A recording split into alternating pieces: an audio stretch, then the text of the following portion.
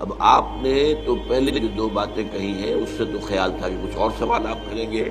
آپ کا سوال یہ ہے کہ جب وہاں میں نے کہا کہ بینک ہے یا نہیں تو ان کا ہمارے پاس بینک ہی نہیں ہے. میں نے کہا پیسے کہاں رکھتے ہیں تو ان کا ہمارے پاس پیسہ ہی نہیں ہے. تو یہ ان کی اس وقت کی صورتحال تھی.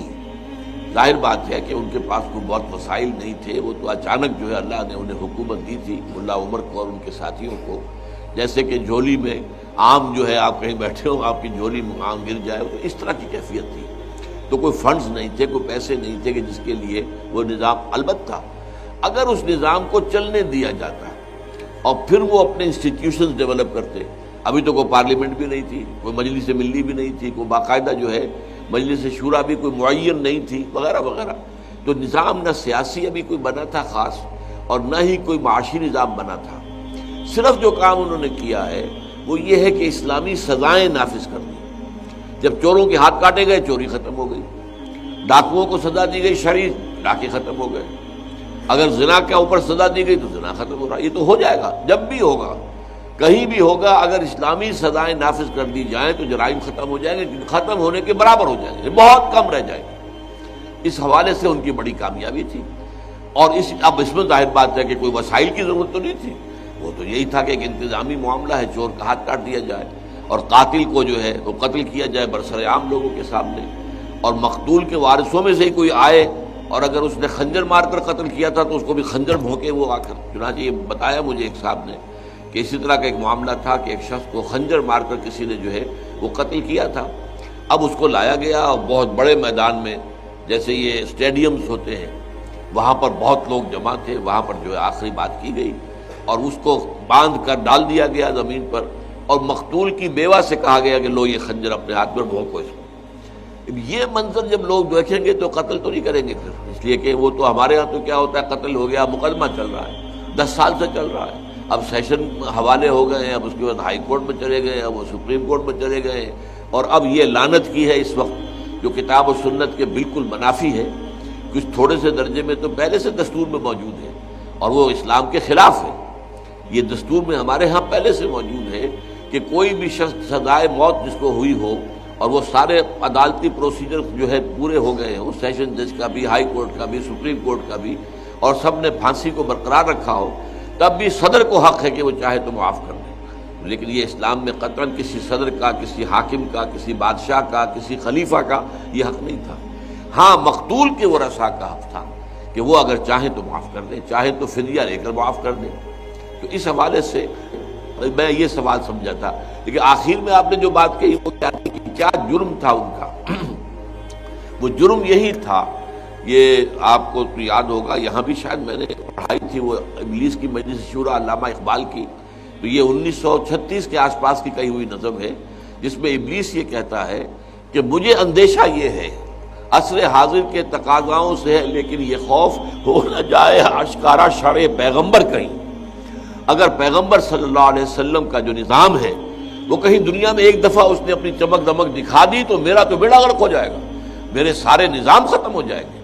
اور یہ بات ہمارے ہاں کے ایک بڑے جو مفکر ہیں, اور وہ ہیں لبرل قسم کے اور سیکولر قسم کے مفکر ہیں, علامہ اقبال کے صاحبزادے ڈاکٹر جاوید اقبال. خود انہوں نے یہ گواہی دی. وہ ہو کر آئے تھے اس زمانے میں, تو وہ کابل وغیرہ میں کچھ دن رہ کر آئے اور پھر انہوں نے آ کر تقریر کی تھی واپسی کے سفر کے دوران, کیونکہ سڑک پر ہے اکوڑا خٹک کا مدرسہ حقانیہ, جامع حقانیہ اکوڑا خٹک, وہاں تقریر کی انہوں نے اور کہا کہ میں جو حالات وہاں دیکھ کر آیا ہوں, اگر چند اور مسلمان ممالک میں بھی وہ کیفیت ہو جائے تو پوری دنیا اسلام لے آئے گی. یہ خطرہ تھا جو کفر کو جو ہے وہ اس کے ایوانوں کے اندر خطرے کی گھنٹیاں بجی کہ یہاں تو اب اسلام ظاہر ہونے لگا ہے, اسلام ایک نظام کی حیثیت سے آ جائے گا تو پھر ہمارے سارے نظام ختم ہو جائیں گے. لہذا انہوں نے ملیا بیٹ کیا ہے, اس کو بہانہ بنانے کے لیے اپنے ٹوین جو ٹاور سے خود گرائے ہیں. یہ نیو کانز امریکہ کے اور موساد جو ہے اسرائیل کی, ان کی ملی بھگت سے انہوں نے یہ ٹاور گرائے, اور اس لیے گرائے تاکہ جو امریکہ کے عوام ہیں وہ اب بڑی قربانی دینے کو تیار ہو جائیں کہ اب ہم نے جا کر طالبان کو اور اسامہ کو تہس نہس کرنا ہے. تو اس کے لیے ظاہر بات ہے کہ فوج جائے گی, خرچہ ہوگا, اور امریکی عام طور پر امریکی قوم جو ہے, حکومت نہیں عام قوم جو ہے, وہ امن پسند قسم کے لوگ ہیں. لہذا وہ اس کے لیے تیار نہیں ہوں گے کہ کانگریس اس کے لیے اتنی بڑی بڑی رقمیں جو ہے وہ سینکشن کرنے کو تیار ہو جائے. لہذا یہ ہوا کھڑا کیا گیا کہ یہ دیکھو انہوں نے ہمارے جو ہے اتنی بڑی عمارتیں جو گرا دی ہیں اور اب امریکہ کو خطرہ ہے ان سے، تو اس لیے وہ پھر پوری فوج جو ہے آئی ہے، اس نے ملیا بیٹ کیا. اصل سبب یہ ہے، اور یہی وجہ ہے کہ افغانستان میں حملہ کیا امریکہ نے تو سارے یورپ نے بھی ساتھ دیا، اور جب گیا عراق میں تو یورپ نے ساتھ نہیں دیا. کیوں؟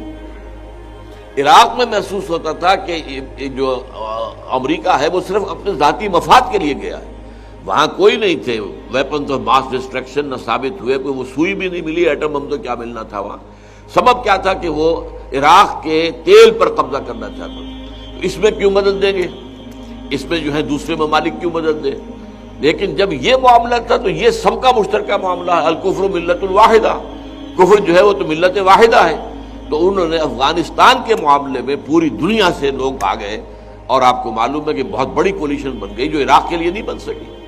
اور اس سے بھی اگلی بات آپ کو بتا دوں کہ جب لال مسجد کا معاملہ ہوا ہے اسلام آباد میں، اور صدر مشرف نے جو بھی کیا اس وقت ظلم کی انتہا کی اور بڑی بدمعاشی کے ساتھ کی، خود بڑھایا، اسے بڑھنے دیا اور پھر اس میں چیرا دیا. ایک چھوٹی سی پھنسی تھی، 2-3 انجیکشن لگتے اگر انسولین کے، اس کے پینسلین کے، تو ٹھیک ہو جاتی.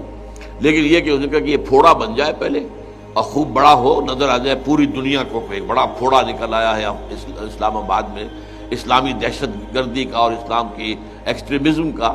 پھر اس میں اس نے شگاف ڈالا اور وہ خون نکالا، اور کتنے لوگوں کا خون کیا ہے وہاں پر.